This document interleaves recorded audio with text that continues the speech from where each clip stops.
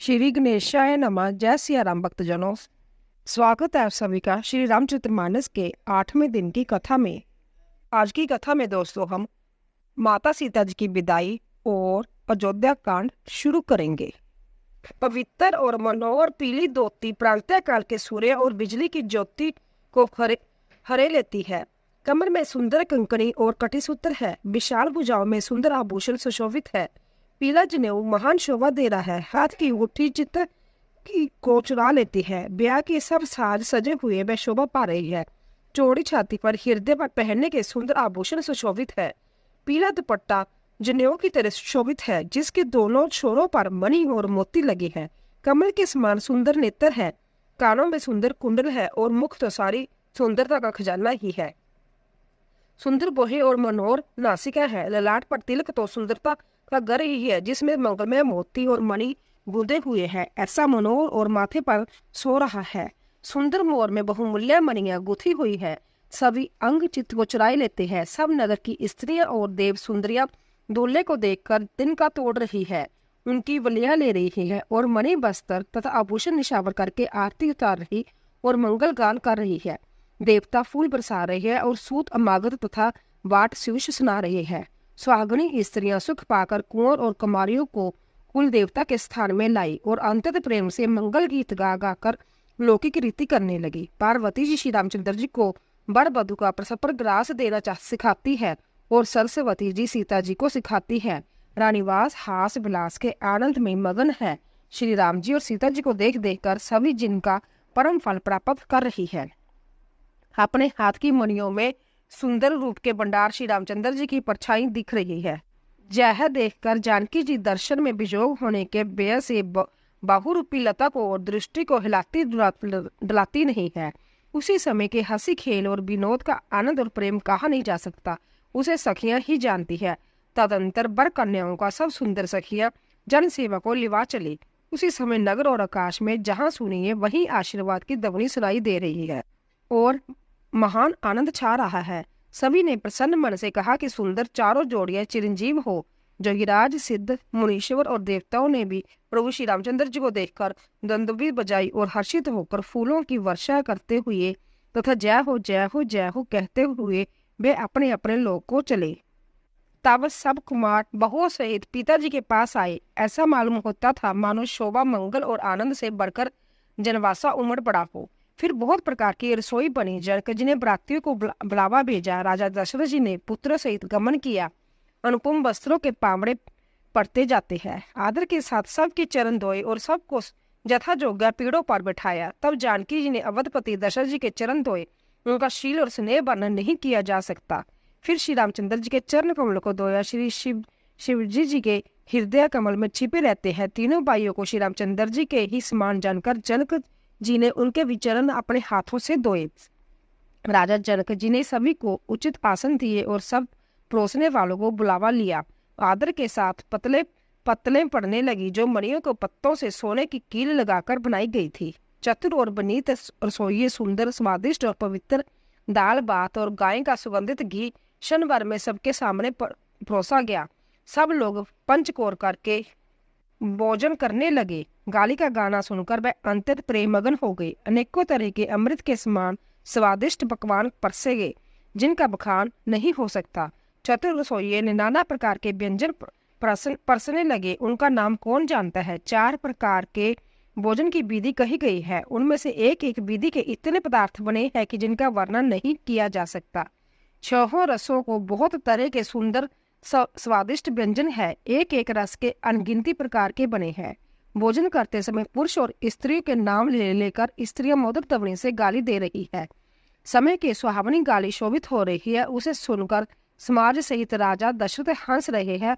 इस रीति से सभी ने भोजन किया और तब सबको आदर सहित आचमन हाथ मुंह धोने के लिए जल दिया। फिर पान देकर जनक जी ने समाज सहित दशरथ जी का पूजन किया। सब राजाओं के सिरमौर चक्रवर्ती श्री दशरथ जी की प्रसन्न होकर जन सेवा चले। जनकपुर में नित्य नए मंगल हो रहे हैं। दिन और रात पल के समान बीत रहे हैं। बड़े सवेरे राजाओं के मुकुटमणि दशरथ जी जागे। जाचक और गुण समूह का गान करने लगे।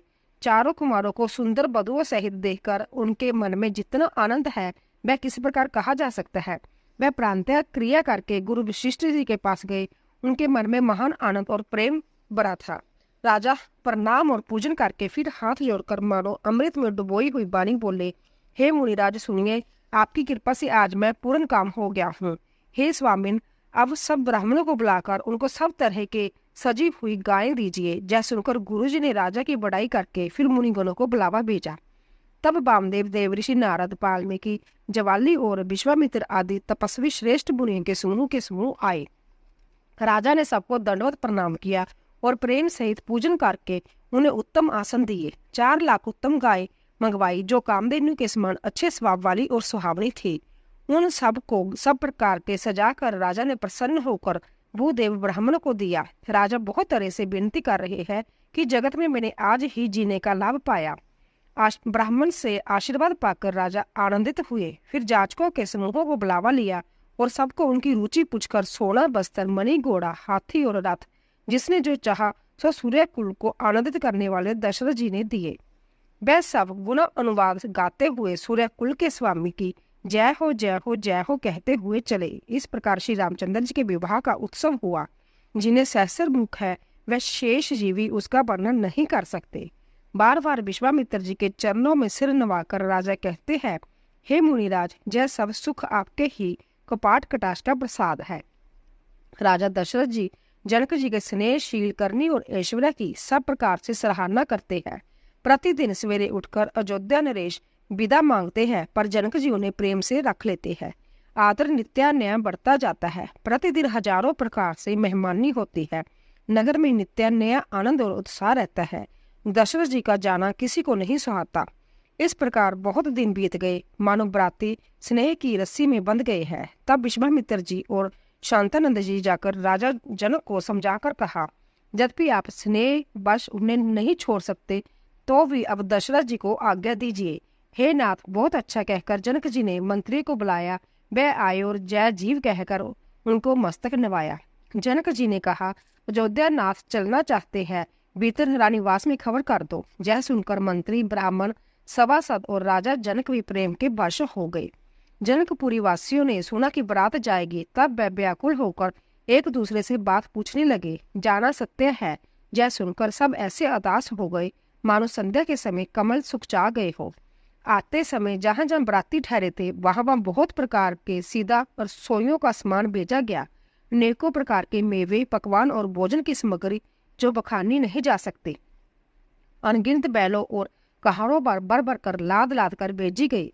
साथ ही जनक जी ने अनेक सुंदर पलंग भेजी। 1 लाख घोड़े और 25,000 रथ सब नक्शे शिखा तक सजाए हुए। 10,000 सजे हुए मतवाले हाथी जिन्हें देकर दिशाओं के हाथी भी लजा जाते हैं। गाड़ियों में भर भर कर सोना, बस्तर और जवाहरात और बैस, गाय तथा और भी नाना प्रकार की चीजें दी। इस प्रकार जनक जी के फिर से अपरिमित दहेज दिया जो कहा नहीं जा सकता, जिसे देखकर लोक पालकों के लोगों की संपदा भी थोड़ी जान पड़ती है। इस प्रकार सब सामान सजाकर राजा जनक ने अयोध्यापुरी को भेज दिया। बारात चलेगी, यह सुनते ही सब रानियां ऐसी विकल हो गई मानो थोड़ी जल में मछलियां छटपटा रही हो। वह बार बार सीता जी को गोद कर लेती है और आशीर्वाद देकर सिखावन देती है, तुम सदा अपने पति की प्यारी हो, तुम्हारा सुहाग अचल हो, हमारी जय बशे आशीष है। सास, ससुर और गुरु की सेवा करना, पति का रुख देकर उनकी आज्ञा पालन करना। सियानी सखियां अंदर स्नेहवश कोमल वाणी से स्त्रियों को धर्म सिखलाती है। आदर के साथ सब पुत्रियां समझा कर रानियों को बार बार उन्हें हृदय से लगाया। माताएं फिर बैठती और कहती है कि ब्रह्मा ने स्त्री जाति को क्यों रचा। उसी समय सूर्यवंश के पताका स्वरूप श्री रामचंद्र जी पाहियों से प्रसन्न होकर विदा कराने के लिए जनक जी के महल में चले। स्वभाव से ही सुंदर चारों बाइयों को देखने के लिए नगर स्त्री पुरुष दौड़े। कोई कहता है आज जे जाना चाहते हैं। विदेह ने विदाई का सब सामान तैयार कर लिया है। राजा के चारों पुत्र इन प्यारे मेहमानों के रूप को नेत्र भरकर देख लो। हे सियानी, कौन जाने किस पुण्य से विधाता ने इन्हें जहां आकर हमारे नेत्रों का अतिथि किया है।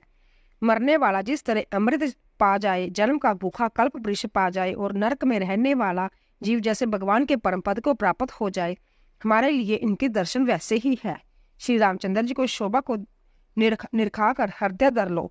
अपने मन को सांप और इनकी मूर्ति को मणि बना लो। इस प्रकार सबको नेत्रों का फल देते हुए सब राजकुमार राजमहल में गए। रूप के समुद्र सब भाइयों को देखकर सारा रानीवास हर्षित हो उठा। सासुएं महान प्रसन्न मन से निशावर और आरती करती है। श्री रामचंद्र जी की छवि देखकर वह प्रेम में अंतत मगन हो गई और प्रेम के विशेष वश होकर बार बार चरणों में लगी।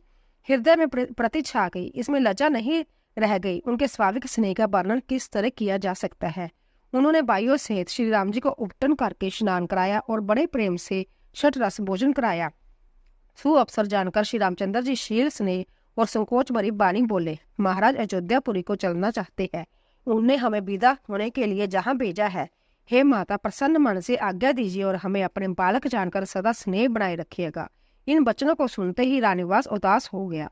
सासुएं प्रेमवश बोल नहीं सकती। उन्होंने सब कुमारियों को हृदय में लगा लिया और उनके पतियों को सौंपकर बहुत विनती की।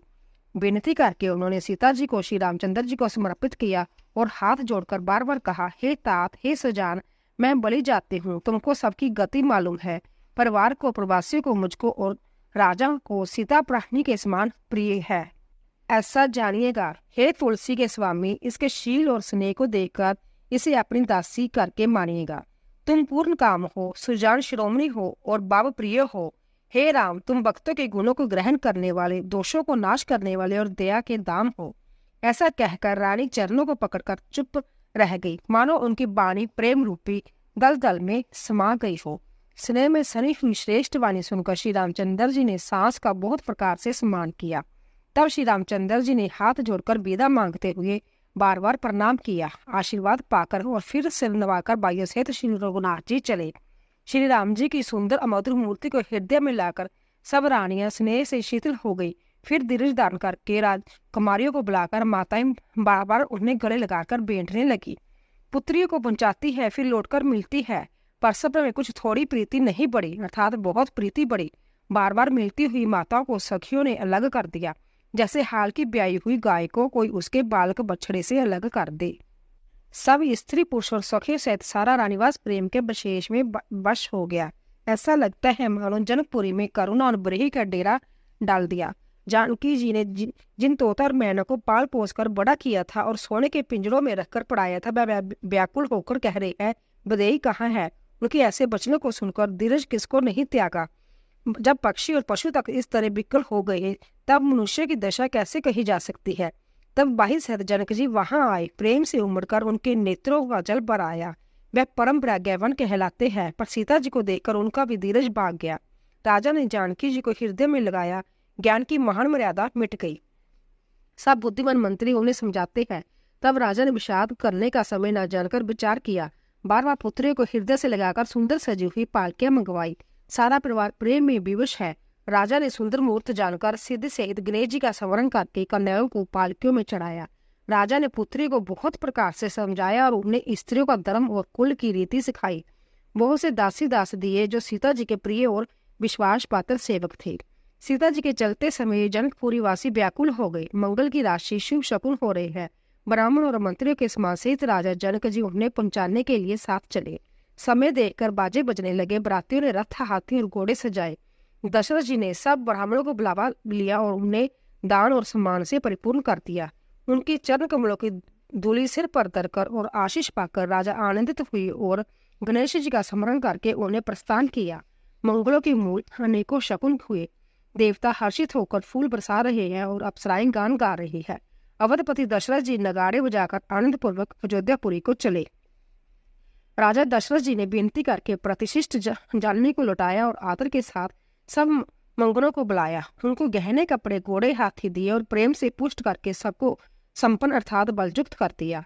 वह सब बार बार वृंदावली बखान कर और श्री रामचंद्र जी को हृदय में रखकर लौटे। कौशलाधीश जी दशरथ जी बार बार लौटने को कहते हैं, परंतु जनक जी प्रेमवश लौटना नहीं चाहते। दशरथ जी ने फिर सुहावने वचन से कहे, हे राजन, बहुत दूर आ गए, अब लौटिए। फिर राजा दशरथ जी ने रथ से उतरकर खड़े हो गए। उनके नेत्रों में प्रेम का प्रभाव बढ़ गया।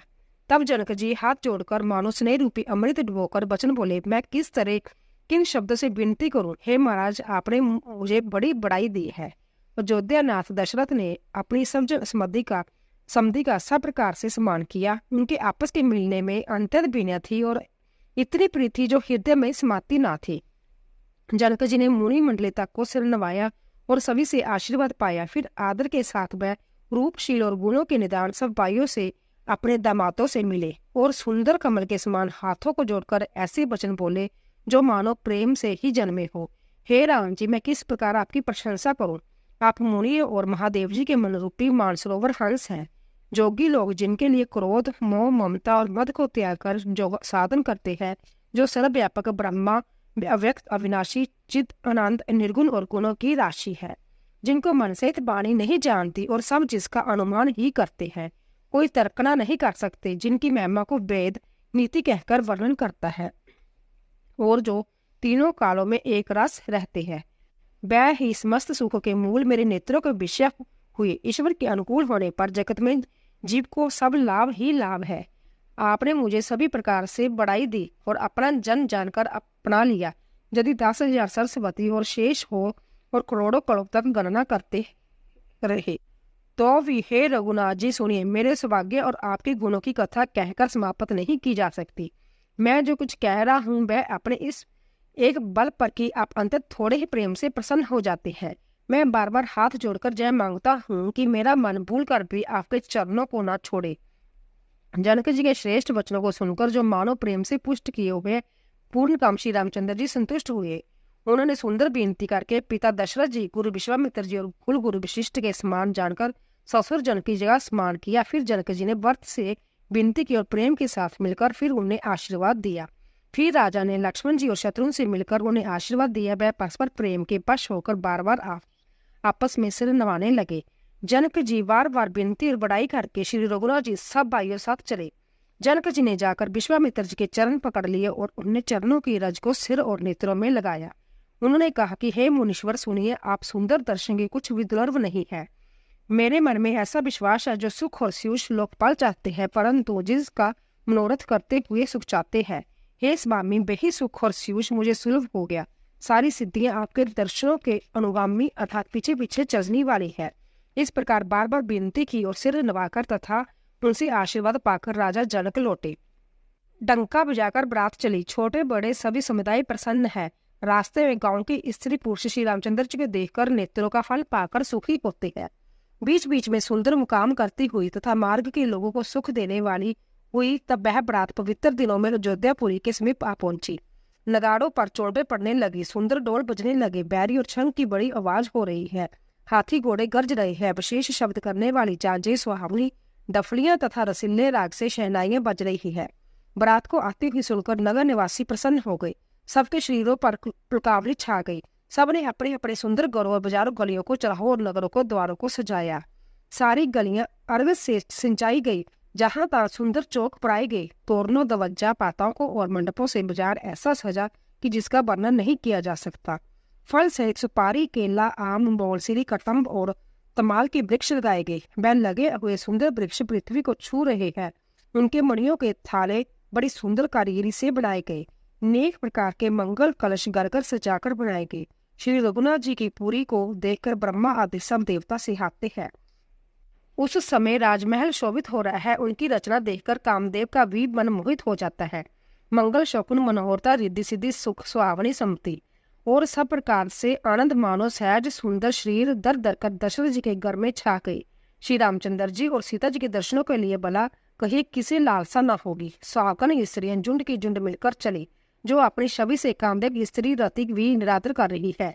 सभी सुंदर मंगल द्रव्य एवं आरती सजाए हुए गा रहे हैं। मानो सरस्वती जी ही बहुत से वेश दान किए गा रही हो। राजमहल में शोर मच रहा है। उस समय और सुख का वर्णन नहीं किया जा सकता। कुशल्या जी आदि श्री रामचंद्र जी की सब माताएं प्रेम के विशेष वश होने से शरीर की सुध भूल गई। गणेश जी और त्रिपुरारी शिव जी का पूजन करके उन्होंने ब्राह्मणों को बहुत सा दान दिया। वह ऐसी परम प्रसन्न हुई मानो अंतत दरिद्रों चारों पदार्थ पा गया हो। सुख और महान आनंद से विवश होने के कारण सब माताओं के शरीर शिथिल हो गए। उनके चरण चलते नहीं। श्री रामचंद्र जी के दर्शनों के लिए वह अंतत अनुराग में बढ़कर परछन का सब सामान सजाने लगी। अनेकों प्रकार के बाजे बजते हैं। सुमित्रा जी ने आनंद पूर्वक मंगल साज सजाए। हल्दी, धूप, दही, पत्ते, फूल, पान और सुपारी आदि मंगल की मूल वस्तुएं तथा चावल, आंखें, गोरोचन, लावा और तुलसी की सुंदर मंजरियां सुशोभित है। नाना रंगों से चित्रित किए हुए शहर सुहावने सुवर्ण कलश ऐसे मालूम होते हैं मानो कामदेव के पक्षियों ने घोंसले बनाए हो। शकुन की सुगंधित वस्तुएं बखानी नहीं जा सकती। सब रानियां संपूर्ण मंगल साज सज रही है। बहुत प्रकार की आरती बनाकर वह आनंदित हुई सुंदर मंगलगान कर रही है। सोने के थालों को मांगलिक वस्तुओं से भरकर अपने कमल के समान हाथों में लिए हुए माताएं आनंदित होकर पश्चिम कर चली। उनके शरीर पुलकावली से छा गई।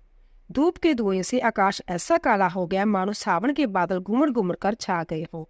देवता कल्प वृक्ष के फूलों की मालाएं बरसा रहे हैं। वह ऐसे लगते हैं मानो बगुलों को पाती मान को खींच रहे हैं। सुंदर मोनुए से बने बंधनवार ऐसे मालूम होते हैं मानो इंद्रधनुष सजाए हुए हैं। अटारियों पर सुंदर और चप्पल स्त्रियां प्रकट होती है और छिप जाती है। वह ऐसी जान पड़ती है मानो बिजलियां चमक रही हो। नगाड़ों की दबनी मानो बादलों को घोर गर्जना है। जाचक गण पपीहे मेंढक और मोर देवता पवित्र सुगंध रूपी जल बरसा रहे हैं, जिससे खेती के समान नगर के सब स्त्री पुरुष सुखी हो रहे हैं। समय जानकर गुरु वशिष्ठ जी ने आज्ञा दी। तब रघुकुल मुनि महाराज दशरथ जी ने शिव जी, पार्वती और गणेश जी का स्मरण करके समाज से आनंदित होकर नगर में प्रवेश किया। शकुन हो रहे हैं। देवता दुंदुभी बजा बजाकर फूल बरसा रहे हैं।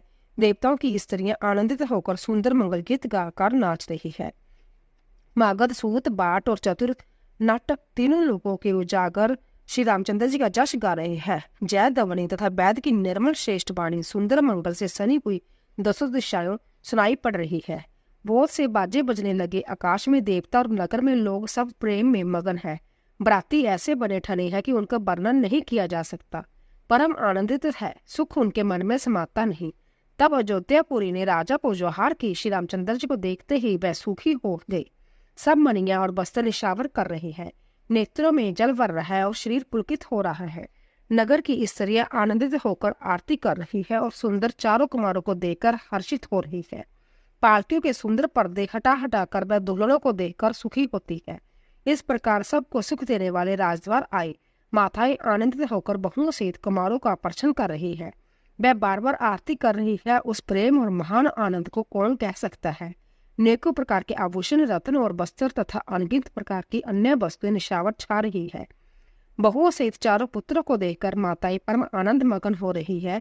सीता जी और श्री रामचंद्र जी की छवि को बार बार देखकर वह जगत के अपने जीवन को सफल मानकर आनंदित हो रही है। सखियां सीता जी के मुख को बार बार देखकर अपने पुण्यों की सराहना करती हुई गान कर रही है। देवता क्षण क्षण में फूल बरसाते, नाचते गाते तथा अपनी अपनी सेवा समर्पण करते हैं। चारों मनोहर जोड़ियों को देखकर सरस्वती ने सारी उपमाओं का खोज डाला, पर कोई उपमा देते नहीं बनी, क्योंकि उनने सभी बिल्कुल तुच्छ जान पड़ी। तब हारकर वह भी श्री राम जी के रूप में अनुरुक्त होकर एकटक देखती रह गई। वेद की विधि और कुल की रीति करके अर्घ्य पावड़े देती हुई बहुओं समेत सब पुत्रों को प्रसन्न करके माताएं महल में लिवा चली। स्वाभाविक ही सुंदर 4 सिंहासन है जो मानो कामदेव ने ही अपने हाथों से बनाए हैं। उन पर माताओं ने राजकुमारियों और राजकुमारों को बिठाया और आदर सहित उनको पवित्र चरण धोए। फिर वेद की विधि के अनुसार मंगलों के निदान, दूल्हे और दुल्हनों के धूप दीप और नवेद आदि द्वारा पूजा की। माताएं बार बार आरती कर रही है और वर वधुओं से सिरों पर सुंदर पंख तथा जवर डाल रहे हैं। अनेकों वस्तुएं निशावर हो रही है। सभी माताएं आनंद से भरी हुई ऐसे सुशोभित हो रही है मानो जोगी ने परम तत्व को प्राप्त कर लिया। सदा के रोगी ने मानो अमृत पा लिया। जन्म का दरिंद्री मानो पारस पा गया। अंधेरे के सुंदर नेत्रों का लाभ हुआ। गूंगे के मुख में मानो सरस्वती आ विराजी और शूरवीर ने मानो युद्ध विजय पा ली। इन सुखों से भी 100 करोड़ गुना बढ़कर आनंद माताएं पा रही है, क्योंकि रघुकुल के चंद्रमा श्री राम जी विवाह करके बालू सहित घर आ गए। माताएं लोग रहित करती है और दूल्हे दुल्हनों को सुखचाते हैं। इस महान आनंद और विनोद को देखकर श्री रामचंद्र जी मन ही मन मुस्कुरा रहे हैं। मन की सभी वासनाएं पूरी होकर जानकर देवता और पितरों का बलिवंती पूजन किया। सबकी वंदना करके माताएं जय प्रदान मांगती हैं कि वायु सहित श्री राम जी का कल्याण हो। देवता छिपे हुए आशीर्वाद दे रहे हैं और माताएं आनंदित हो आंचल भरकर ले रही है। तदंतर राजा ने बरातियों को बुलावा लिया और उन्हें सावारियां, वस्त्र, मणि और आभूषण दिए। आज्ञा पाकर श्री राम जी को हृदय में रखकर वह सब आनंदित होकर अपने अपने घर को गए। नगर के समस्त स्त्री पुरुष राजा के कपड़े और गहने पहनाए। घर घर बदावे बजने लगे। जाचक लोग जो मांगते हैं विशेष प्रसंगों को राजा उन्हें वही देते हैं। संपूर्ण सेवकों और बाजे वालों को राजा ने नाना प्रकार के दान और सम्मान से संतुष्ट किया। जब वंदन करके आशीष देते हैं, गुण समूह कथा गाते हैं, तब गुरु और ब्राह्मणों सहित राजा दशरथ जी ने महल के गमन किया। वशिष्ठ जी ने जो आज्ञा दी उस लोक और वेदों की विधि के अनुसार राजा ने आदर पूर्वक किया।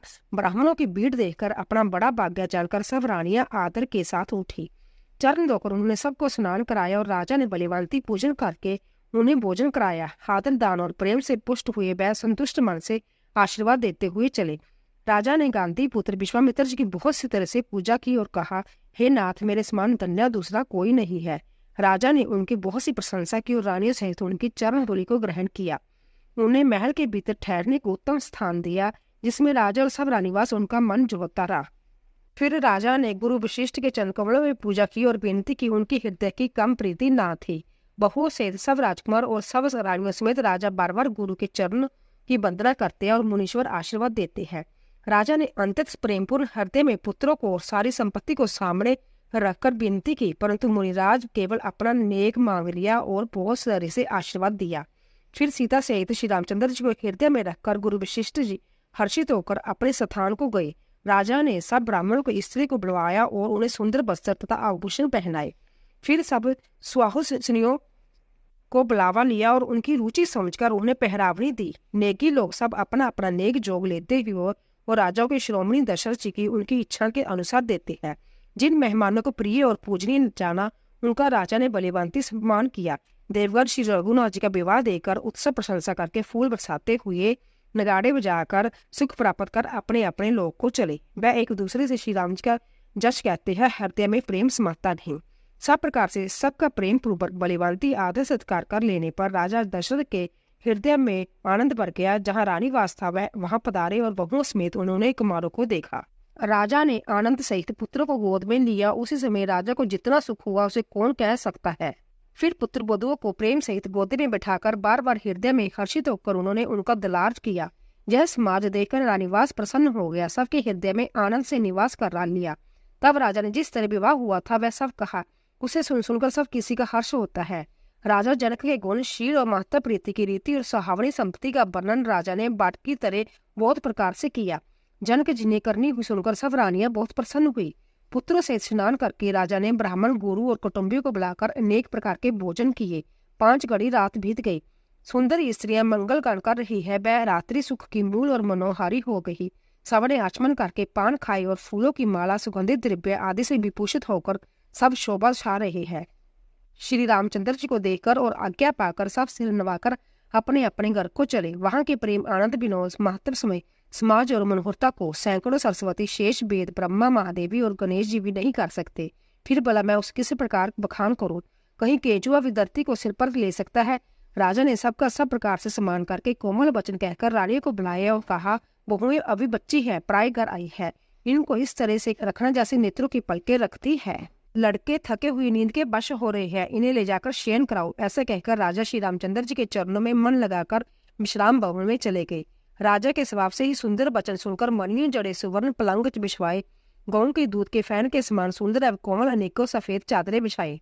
सुंदर तोके का वर्णन नहीं किया जा सकता। मुनियों के मंदिर में फूलों की मालाएं और सुगंध द्रव्य सजे हैं। सुंदर रत्नों के दीप को और सुंदर चंद्रमा की शोभा कहते नहीं बनती। जिसने उन्हें देखा वह नहीं जान सकता। इस प्रकार सुंदर शय्या सजाकर श्री रामचंद्र जी की उठाया, प्रेम से पलंग पर पड़ाया। श्री राम जी ने बार बार भाइयों से को आज्ञा दी, तब वे अपनी अपनी शय्यों पर सो गई। श्री राम जी के सामने सुंदर कोमल अंगों को देखकर सब माताएं प्रेम सहित वचन कह रही है, हे तात, मार्ग में जाते हुए तुमने बड़ी व्यावनी ताड़का राक्षसी को किस प्रकार मारा। बड़े भयानक राक्षस जो बिगड़ जोता थे और जो युद्ध में किसी को कुछ नहीं गिनते थे, उन दुष्ट मारीच और सुबाहु को साहियों सहित तुमने कैसे मारा।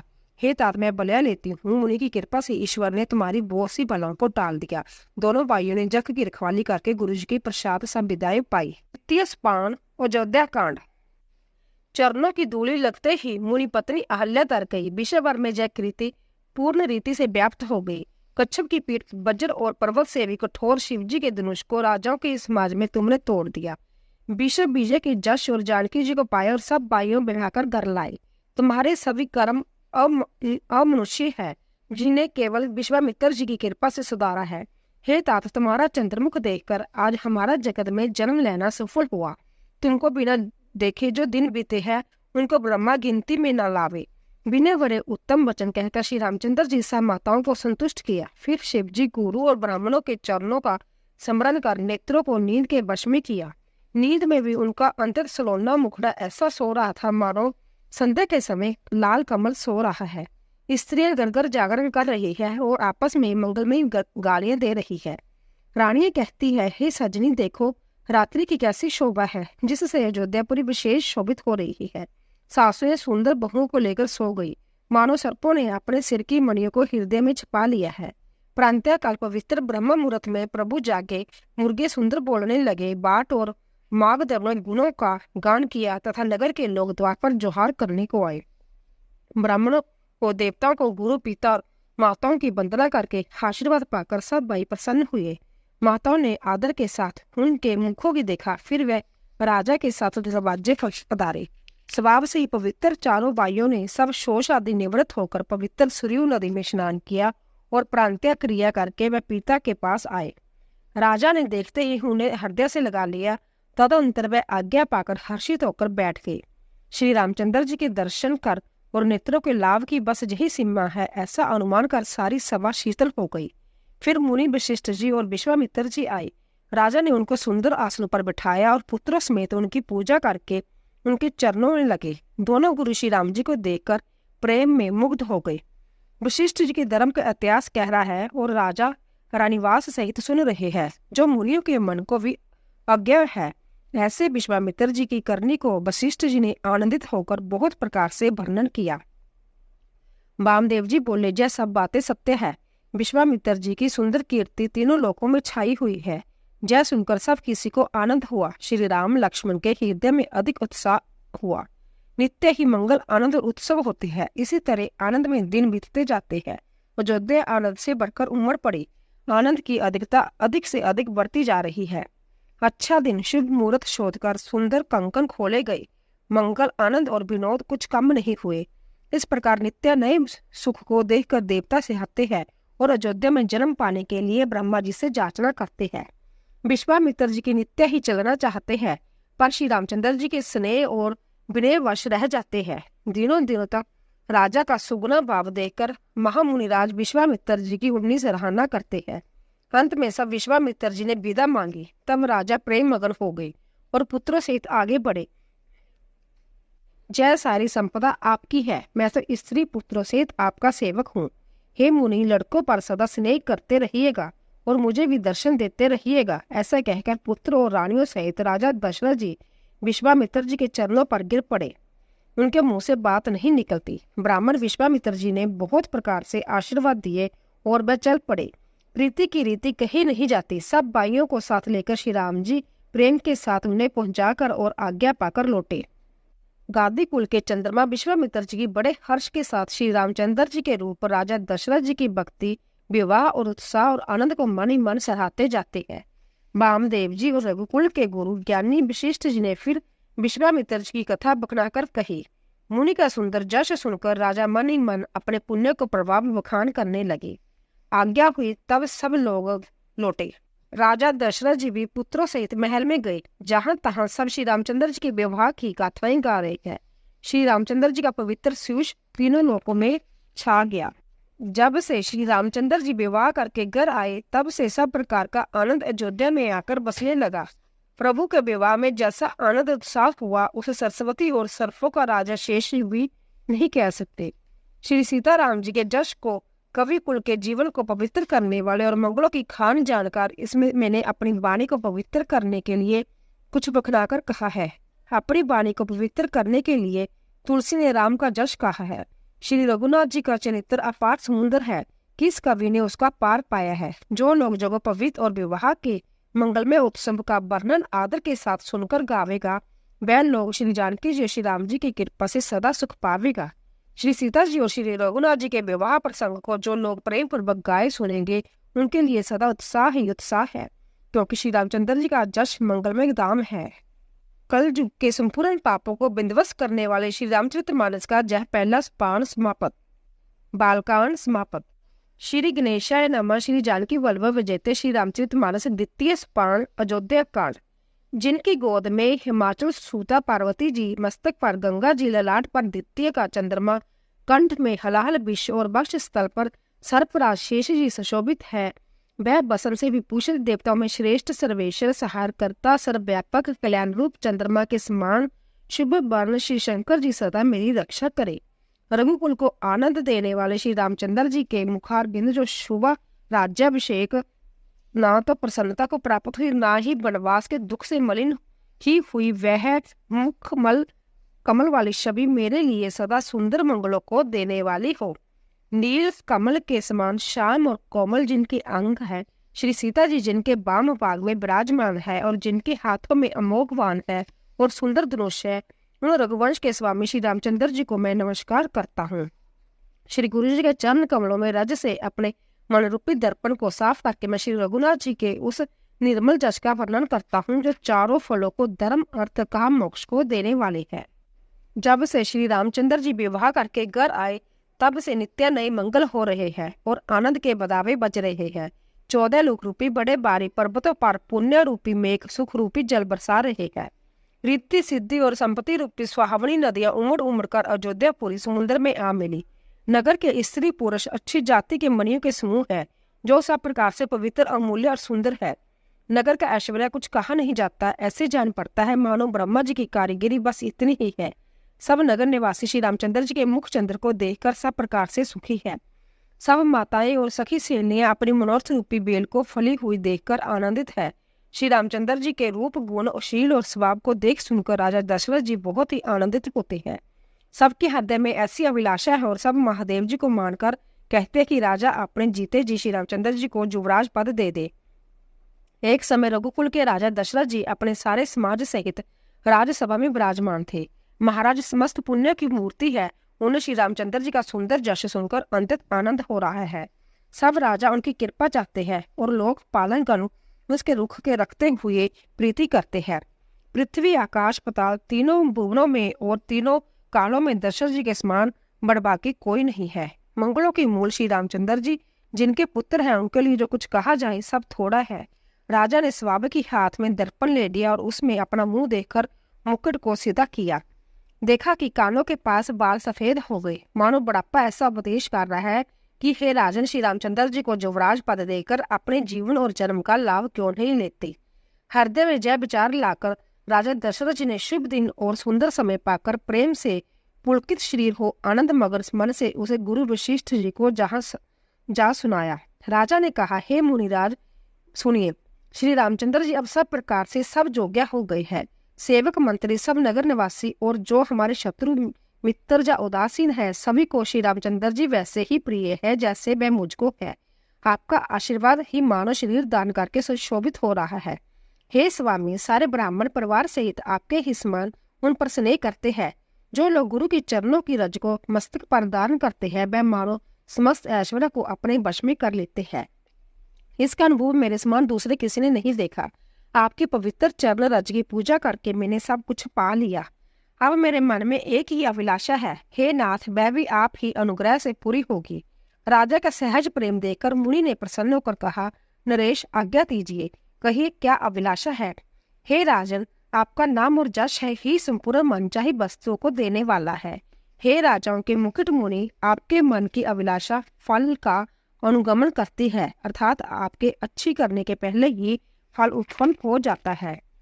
अपने जीव में गुरु जी को सब प्रकार से प्रसन्न जानकर हर्षित होकर राजा कोमल वाणी से बोले, हे नाथ, श्री रामचंद्र जी को युवराज कीजिए, कृपा करके कहिए तो तैयारी की जाए। मेरे जीते जी ये आनंद उत्सव हो जाए, सब लोग अपने नेत्रों का लाभ प्राप्त करें। प्रभु, आपके प्रसाद से शिव जी ने सब कुछ निभा दिया, सब इच्छाएं पूर्ण कर दी। केवल यही एक लालसा मन में रह गई है। इस लालसा को पूर्ण हो जाने पर फिर सोच नहीं शरीर रहे जा चला जाए, जिससे मुझे पीछे पछतावा न हो। दशरथ के मंगल और आनंद के मूल सुंदर वचन सुनकर मुनि मन में बहुत प्रसन्न हुए।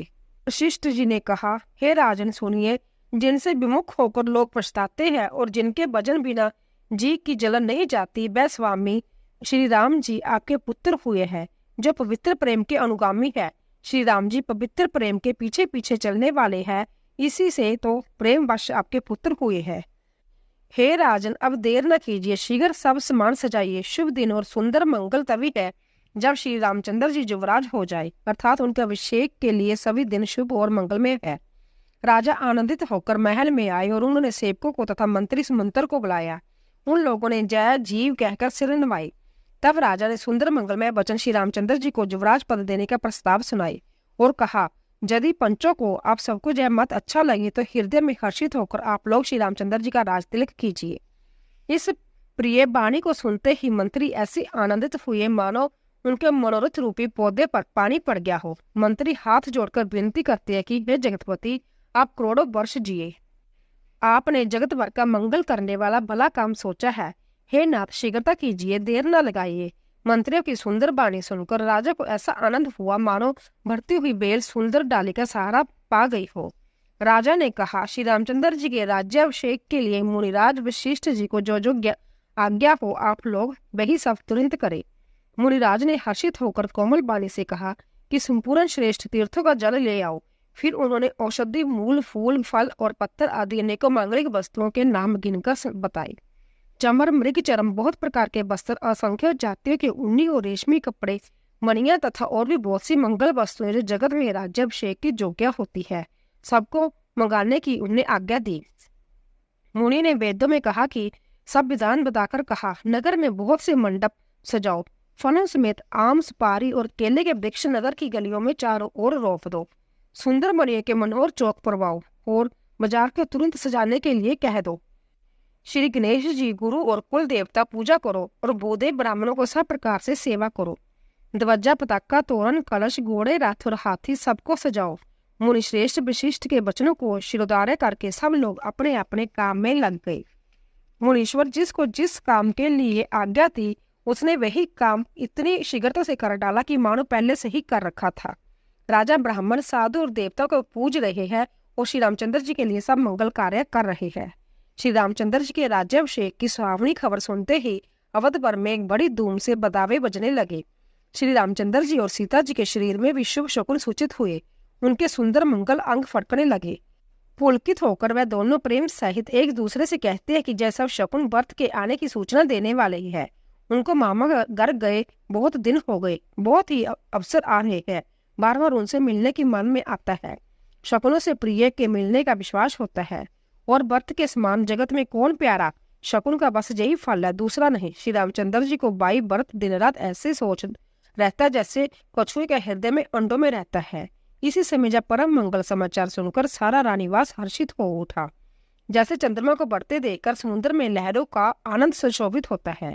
सबसे पहले रानीवास जाकर जिन्होंने जब वचन सुनाए उन्होंने बहुत से आभूषण और वस्त्र पाए। रानियों को शरीर प्रेम से पुलकित हो उठा और मन प्रेम मगन हो गया। वह सब मंगल कलश सजाने लगे। सुमित्रा जी ने मणियों के बहुत प्रकार के अत्यंत सुंदर और मनोहर चौक पूरे आनंद में मगन हुई। श्री रामचंद्र जी की माता कौशल्या जी ने ब्राह्मणों को बुलाकर बहुत दान दिए। उन्होंने ग्राम देवियों को, देवताओं को और नागों को पूजा की और फिर बलि भेंट देने को कहा और प्रार्थना की कि जिस प्रकार से श्री रामचंद्र जी का कल्याण हो दया करके वही वरदान दीजिए। कोयल सी मीठी वाणी वाली, चंद्रमा के समान मुख वाली और हिरण के बच्चे से नेत्रों वाली स्त्रियां मंगल गान करने लगी। श्री रामचंद्र जी का राज्याभिषेक सुनकर सभी स्त्री पुरुष हृदय में हर्षित हो उठे और विधाता को अपने अनुकूल समझकर सब सुंदर मंगल साज सजाने लगे।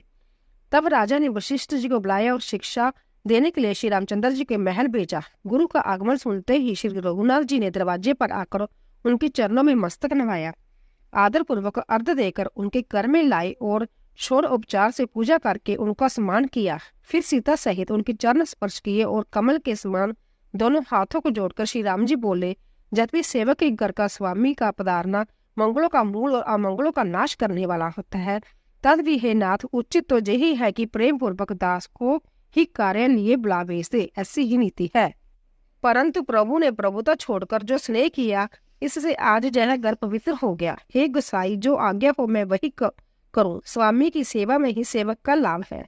श्री रामचंद्र जी के प्रेम में सने हुए वचनों को सुनकर मुनि वशिष्ठ जी ने श्री रघुनाथ जी की प्रशंसा करते हुए कहा कि हे राम, भला आप ऐसा क्यों न कहे, आप सूर्य वंश के भूषण जो हैं। श्री रामचंद्र जी के गुणशील और स्वभाव का बखान कर मुनिराज प्रेम से पुलकित होकर बोले, हे रामचंद्र, राजा दशरथ जी ने राज्याभिषेक की तैयारी की है। वे आपको युवराज पद देना चाहते हैं। इसीलिए हे राम जी, आज हम सब स्वयं कीजिए, जिससे विधाता कुशल पूर्वक इस कामना को निभा दे, सफल कर दे। गुरु जी शिक्षा देकर राजा दशरथ जी के पास चल दिए। श्री रामचंद्र जी के हृदय में इस बात का खेद हुआ कि हम सब भाई एक ही साथ जन्मे, खाना सोना, लड़कपन के खेल कूद, कन छेदन, जोगपवीत और विवाह आदि उत्सव सब साथ साथ ही हुए हैं। पर इस निर्मल वंश में यह एक अनिश्चित बात हो रही है कि और सब भाइयों को छोड़कर राज्याभिषेक एक बड़े का ही, मेरा ही होता है। तुलसीदास जी कहते हैं कि प्रभु श्री रामचंद्र जी का यह सुंदर प्रेमपूर्ण प्रस्तावा भक्तों के मन की कुटिलता को हरण करे। उसी समय प्रेम और आनंद मगन लक्ष्मण जी आए। रघुकुल रूपी कुमुद के खिलाने वाले चंद्रमा श्री रामचंद्र जी ने प्रिय वचन कहकर उनका सम्मान किया। बहुत प्रकार बाजे बजने लगे। नगर के अतिशय आनंद का वर्णन नहीं हो सकता। सब लोग भरत जी का आगमन मना रहे हैं और कह रहे हैं कि वह शीघ्र आवे कि और राज्याभिषेक उत्सव देखकर नेत्रों का फल प्राप्त करे। बाजार, रास्ते, घर, गली और चबूतरों पर पुरुषों और स्त्री आपस में यही कहते हैं कि कल वह शुभ लगन कितने समय है जब विधाता हमारी अभिलाषा पूरी करेंगे। जब सीता सहित श्री रामचंद्र जी सुवर्ण सिंहासन पर विराजेंगे और हमारा मन जीता होगा। इधर तो सब जय कह रहे हैं कि कल सकम होगा, उधर कुछ चक्कर देवता विघ्न मना रहे हैं। देवताओं ने अवध के बदावे नहीं सहाते, जैसे चोर को चांदनी रात नहीं बाती। सरस्वती जी को बुलाकर देवता विनय कर रहे हैं और बार बार उनके पैरों में पकड़कर उन पर गिरते हैं। वह कहते हैं, माता, हमारी बड़ी विपत्ति को देखकर आज वही कीजिए जिससे श्री रामचंद्र जी की राज्य त्याग कर वन को चले जाए और देवताओं का सब कार्य सिद्ध हो। देवताओं की विनती सुनकर सरस्वती जी खड़ी खड़ी पछता रही है कि हाय, मैं कमल वन के लिए हेमंत ऋतु की रात हुई। उन्हें इस प्रकार पछताते देखकर देवता फिर विनय कहने लगे कि हे माता, इसमें आपको जरा भी दोष न लगेगा। श्री रघुनाथ जी विषाद और हर्ष से रहित है। आप तो श्री राम जी के सब प्रभाव को जानती है। जीव अपने कर्मवश ही सुख दुख का बागी होता है। अतः देवताओं के हित के लिए आप अयोध्या जाइए। बार बार चरण पकड़कर देवताओं ने सरस्वती को संकोच में डाल दिया। तब वह जय विचार कर चली गई कि देवताओं की बुद्धि ओछी है, इनका निवास तो ऊंचा है पर इनकी करनी नीची है। जय दूसरों का ऐश्वर्य नहीं देख सकते, परंतु आगे के काम का विचार करके श्री रामचंद्र जी के बन जाने से राक्षसों का वध होगा, जिससे सारा जगत सुखी हो जाएगा। चतुर कवि श्री राम जी के वनवास के चरित्र का वर्णन करने के लिए मेरी चाह करेंगे। ऐसा विचार कर सरस्वती हृदय में हर्षित होकर दशरथपुरी अयोध्या में आई, मानो दूसरा दुख देने वाली कोई ग्रह दशा आई। मंथरा नाम की कैकेयी की एक मंदबुद्धि दासी है। उसे अपजश पिटारी बनाकर सरस्वती उसकी बुद्धि को फेर कर चली गई। मंथरा ने देखा कि नगर सजाया हुआ है, सुंदर मंगलमय बदावे बज रहे हैं। उसने लोगों से पूछा कि कैसा उत्सव है। उनसे श्री रामचंद्र जी के राजतिलक की बात सुनते ही उसका हृदय जल उठा। वह दुर्विधि नीच जाति वाली दासी विचार करने लगी कि किस प्रकार से जब काम रात ही रात बिगड़ जाए। जैसे कोई कुटिल बिलनी शहद का छत्ता लगाकर देखकर गात लगाती है कि इसको किस तरह से उखाड़ लूं। वह उदास होकर भरत जी की माता कैकेयी के पास गई। रानी कैकेयी ने हंसकर कहा, तू उदास क्यों है? मंथरा कुछ उत्तर नहीं देती, केवल लंबी सांस ले रही है और त्रिय चरित्र करके आंसू ढरकार रही है। रानी हंसकर कहने लगी कि तेरे बड़े गाल, मेरा मन कहता है कि लक्ष्मण जी ने तुझे कुछ सीख दी है, दंड दिए है, तब भी यह महापापनी दासी कुछ भी नहीं बोलती। ऐसी लंबी सांस छोड़ रही है मानो काली नागिन फुफाट छोड़ रही हो। तब रानी ने डर कर कहा, अरे कहती क्यों नहीं? श्री रामचंद्र जी, राजा लक्ष्मण, भरत तो शत्रुघ्न कुशल से तो है। जय सुनकर कुबरी मंथरा के हृदय में बड़ी ही पीड़ा हुई। वह कहने लगी, हे माई, हमें कोई क्यों सीख देगा और मैं किसका बल पाकर गाल करूंगी? श्री रामचंद्र को छोड़कर आज और किसकी कुशल है जिन्हें राजा युवराज पद दे रहे हैं? आज कौशल्या को विधाता बहुत ही दाहिने हुए हैं। यह देखकर उनके हृदय में गर्व समाता नहीं। तुम संभ्या जाकर सब शोभा क्यों नहीं देख लेती जिसे देखकर मेरे मन में शोभ हुआ है? तुम्हारा पुत्र प्रदेश में है, तुम्हें कुछ सोच नहीं जानती हो कि स्वामी हमारे वश में है। तुम्हें तो तोषक पलंग पर पड़े पड़े नींद लेना ही बहुत प्यारा लगता है। राजा की कपट भरी चतुराई तुम नहीं देखती। मंथरा के प्रिय वचन सुनकर किंतु उसको मन की मैली जानकर रानी डांट कर बोली, बस अब चुप रह गरफोड़ी कहेंगी। जो फिर कभी ऐसा कहा तो तेरी जीभ पकड़कर निकलवा दूंगी। कारणों, लांगड़ों और कुंवरों को कुटिल और कुचाली जानना चाहिए, उनमें भी स्त्री और खासकर दासी। इतना कहकर भरत की माता कैकेयी मुस्कुरा दी और फिर बोली, हे प्रिय वचन कहने वाली मंथरा, मैंने तुझको जा सीख दी है, शिक्षा के लिए इतनी बात कही है। मुझे तुझ पर स्वप्न में भी क्रोध नहीं है। सुंदर मंगलदायक शुभ दिन वही होगा जिस दिन तेरा कहना सत्य होगा, अर्थात श्री राम जी का राज्य तिलक होगा। बड़ा भाई स्वामी और छोटा भाई सेवक होता है। यह सूर्य वंश की सुहावनी रीति ही है। यदि सचमुच कल ही श्री राम का तिलक है तो हे सखी, तेरे मन को अच्छी लगे वही वस्तु मांग ले, मैं दूंगी। राम को सहज स्वभाव से सब माताएं कौशल्या के समान ही प्यारी है। मुझ पर तो वह विशेष प्रेम करती है। मैंने उनकी प्रीति की परीक्षा करके देख ली है। जो विधाता कृपा करके जन्म दे तो जय भी दे कि श्री रामचंद्र जी पुत्र और सीता बहू हो। श्री राम जी मुझे प्राणों से भी अधिक प्रिय है। उनके तिलक की बात सुनकर तुम्हें शोभ कैसा? तुझे व्रत की सुगंध है। छल कपट छोड़कर सच सच कह, तू हर्ष समय विषाद कर रही है, मुझे इसका कारण सुना। मंथरा ने कहा, सारी अच्छाई तो एक ही कहने पर पूरी हो गई, अब तो दूसरी जीव लगाकर कुछ कहूंगी। मेरा अभागा कपाल तो फोड़ने योग्य है, जो अच्छी बात कहने पर भी आपको दुख देता है, जो झूठी सच्ची बातें बनाकर कहती है। हे माई, मैं ही तुझे प्रिय है और मैं कड़वी लगती हूँ। अब मैं ही ठुकुर सुहाती कहा करूंगी, नहीं तो दिन रात चुप रहूंगी। विधाता ने कुरूप बनाकर मुझे परवश कर दिया। दूसरों का क्या दोष, जो बोया सो काटती हूँ, दिया सो पाती हूँ। कोई भी राजा हो, हमारी क्या हानि। दासी छोड़कर क्या अब मैं रानी बनूंगी? हमारा स्वभाव तो जलाने ही योग्य है, क्योंकि तुम्हारा अहित मुझसे देखा नहीं जाता, इसीलिए कुछ बात चलाई थी। किंतु हे देवी, हमारी बड़ी भूल है, क्षमा करो। अदार सहित अस्थिर बुद्धि की स्त्री और देवताओं की माया के वश में होने के कारण रहस्ययुक्त कपट भरे प्रिय वचनों को सुनकर रानी कैकेयी ने बैरिन मंथरा को अपनी सृद बहुत हित करने वाली जानकर उसका विश्वास कर लिया। बार बार रानी उससे आदर के साथ पूछ रही है, मानो बिलनी के गान से हिरनी मोहित हो गई हो। जैसे बावी है वैसी बुद्धि भी फिर भी गई। दासी अपना दांव लगाकर हर्षित हुई। तुम पूछती हो, किंतु मैं कहते डरती हूँ, क्योंकि तुमने पहले ही मेरा नाम गरफोड़ी रख दिया। बहुत तरह से गढ़ छोड़कर खूब विश्वास जमा कर तब अयोध्या की 67 शनि 67 वर्ष दशरथ मंथरा बोली, हे रानी, तुमने जो कहा कि मुझे सीताराम प्रिय है और राम को तुम प्रिय हो, तो यह बात सच्ची है, परंतु यह बात पहले थी। वह दिन अब बीत गए। समय फिर जाने पर मित्र भी शत्रु हो जाते हैं।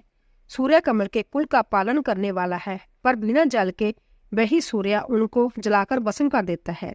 सोत कौशल्या तुम्हारी जड़ उखाड़ना चाहती है, अंत्योपाय रूपी श्रेष्ठ घेरा लगाकर उसे रुद्ध दो, सुरक्षित कर दो। तुमको अपने सुहाग के बल पर कुछ भी सोच नहीं है।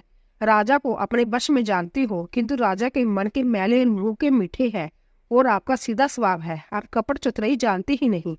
राम की माता कौशल्या बड़ी चतुर और गंभीर है, उसके था कोई नहीं पाता। उसने मौका पाकर अपनी बात बना ली। राजा ने जो व्रत की नहनाल भेज दिया, उसमें आप इस राम की माता की सलाह समझिए। कौशल्या समझती है कि और सब सोते तो मेरी अच्छी तरह सेवा करती है, एक व्रत की माँ पति के बल पर गर्वित रहती है। इसी से हे माई कौशल्या को तुम बहुत ही खटक रही हो, किंतु वह कपट करने में चतुर है, अंत उसका हृदय भाव जानने में नहीं आता। राजा का तुम पर विशेष प्रेम है। कौशल्या सोते के स्वभाव से उसे देख नहीं सकती, इसीलिए उसने जाल रचकर राजा को अपने वश में करके राम के राज तिलक के लिए लगन निश्चय करा लिया। राम को तिलक हो, जय कुल है कि उचित ही है, और यह बात सभी को सुहाती है और मुझे तो बहुत ही अच्छी लगती है, परंतु मुझे तो आदर की बात विचार कर डर लगता है। देव उल्ट कर उसका फल उसी कौशल्या को दे। इस तरह करोड़ों कुटरी पन की बातें घर छोड़कर मंथरा ने कैकेयी को उल्टा सीधा समझा दिया और सैकड़ों सोतों को कहानियां इस प्रकार कही जिस प्रकार विरोध बढ़े। होनहार वश कैकेयी के मन में विश्वास हो गया। रानी फिर सुगंध दिलाकर पूछने लगी। मंथरा बोली, क्या पूछती हो? अरे तुमने अब भी नहीं समझा? अपने भले बुरे को अथवा मित्र शत्रुओं को तो पशु भी पहचान लेते हैं। पूरा पखवाड़ा बीत गया, सामान सजते हैं, तुमने खबर पाई है आज मुझसे। मैं तुम्हारे राज में खाती पहनती हूँ, इसीलिए सच कहने में मुझे कोई दोष नहीं है। यदि मैं कुछ बनाकर झूठ कहती हूँ तो विधाता मुझे दंड दे। यदि कल राम को राजतिलक हो गया, समझ रखना कि तुम्हारे लिए विधाता ने विपत्ति का बीज बो दिया। मैं ये बात लकीर खींचकर बलपूर्वक कहती हूँ, हे बामनी, तुम तो अब दूध की मक्खी हो गई हो। जो पुत्र सहित चाकरी बजाओगी तो घर में रह सकोगी, अन्यथा घर में रहने का दूसरा उपाय नहीं है। कद्रू ने बिनता को दुख दिया, तुम्हें कौशल्या देगी। व्रत कारागार के सेवन करेंगे और लक्ष्मण राम के सहकारी होंगे। कई के मंद्रा की कड़वी बाणी सुनते ही डरकर सूख गई, कुछ बोल नहीं सकती। शरीर में पसीना हो गया और वह केले की तरह कांपने लगी। तब कुबरी मंथरा ने अपनी जीवित दांतों तले दबाई। उसे बया हुआ कि कहीं भविष्य का अंतर डरावना चित्र सुनकर कई हृदय गति ना रुक जाए, जिससे उल्टा सारा काम ही बिगड़ जाए। फिर कपट की करोड़ों की कहानियां कह कहकर उसने रानी को खूब समझाया कि धीरज रखो। ककई का बांग्या पलट गया, उसे कुचाल प्यारी लगी। वह बबुल की हंसनी मानकर उसकी सराहना करने लगी। ककई ने कहा, मंथरा सुन, तेरी बात सत्य है। मेरी दाहिनी आंख नित्य फटका करती है। मैं प्रतिदिन रात को बुरे स्वप्न देखती हूँ, किंतु अपने अज्ञानवश तुझसे कहती नहीं। सखी क्या करूं, मेरा तो सीधा स्वभाव है। मैं दाया वाया कुछ भी नहीं जानती। अपनी चलते मैंने आज तक कभी किसी का बुरा नहीं किया। फिर ना जाने किस पाप से देव ने मुझे एक ही साथ या दूसरा दुख दिया। मैं भले ही नहर जाकर वही जीवन बिता दूंगी, पर जीते जी सोत की चाकरी नहीं करूंगी। देव जिसको शत्रु के वश में रखकर जिलाता है, उसके लिए तो जीने की अपेक्षा मरना ही अच्छा है। रानी ने बहुत प्रकार से दीन वचन कहे। उन्हें सुनकर कुबरी ने त्रिया चरित्र फैलाया। तुम मन में ग्लानि मानकर ऐसा क्यों कह रही हो? तुम्हारा सुख सुहाग दिन दिन दूना होगा। जिसने तुम्हारी बुराई चाहिए है, मैं परिणाम में बुराई रूप फल पाएगी। हे स्वामी, मैंने जब से जय कुमुत सुना है, तब से मुझे ना तो दिन में कुछ भूख लगती है और ना रात में नींद आती है। मैंने ज्योतिषों से पूछा तो उन्होंने रेखा खींचकर कहा कि व्रत राजा होंगे, या सत्य बात है। हे बामणी, तुम करो तो उपाय मैं बताऊं। राजा तुम्हारी सेवा के वश में ही है। ककेई ने कहा, मैं तेरे कहने से कुएं में गिर सकती हूँ, पुत्र और पति को भी छोड़ सकती हूँ। जब तुम मेरा बड़ा भारी दुख देखकर कुछ कहती है तो बोला, मैं अपने हित के लिए उसे क्यों ना करूंगी। कुबरी ने कई की कबूल करवाकर कपट रूप छुरी को अपने हृदय रूपी पत्थर पर टेया, उसकी दार को तेज किया। रानी ककेई ने अपने निकट के दुख को कैसे नहीं देखती, जैसे बालिका पशु हरी हरी घास चरता है। मंथरा की बातें सुनने में तो कोमल है, पर परिणाम में भयानक है। मानो वह शहद में घोलकर जहर पिला रही हो। दासी कहती है, स्वामी, तुमने मुझको एक कथा कही है, उसकी याद है कि नहीं?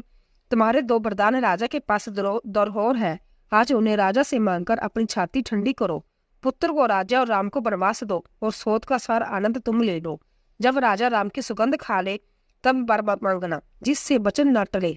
आज की रात बीत गई तो काम बिगड़ गया। मेरी बात को हृदय में प्रिय समझना। पापनी मंथरा ने बड़ी बुरी गात लगाकर कोप भवन में कोप जाओ। सब काम बड़ी सावधानी से बनाना। राजा पर सहसा विश्वास न कर लेना। कुंवरी को रानी ने प्राणों के समान प्रिय समझकर बार बार उसकी बड़ी बुद्धि का बखान किया और बोली, संसार में मेरा तेरे समान हितकारी और कोई नहीं। तू मुझे वही जाती हुई के लिए सहारा है। यदि विधाता कल मेरा मनोरथ पूरा कर दे तो हे सखी, मैं तुझे आंखों की पुतली बना लूं। इस प्रकार दासी को बहुत तरह से आदर देकर कई कोप भवन में चली गई। सियापति रामचंद्र भगवान की जय। तो दोस्तों, आशा करती हूँ कि आपको हमारे रामचरितमानस की कथा अवश्य पसंद आई होगी। प्लीज जाने से पहले कमेंट बॉक्स में जय श्री राम अवश्य लिखें और चैनल को सब्सक्राइब कीजिए, लाइक कीजिए और ज़्यादा से ज़्यादा शेयर कीजिए। आप सभी का धन्यवाद।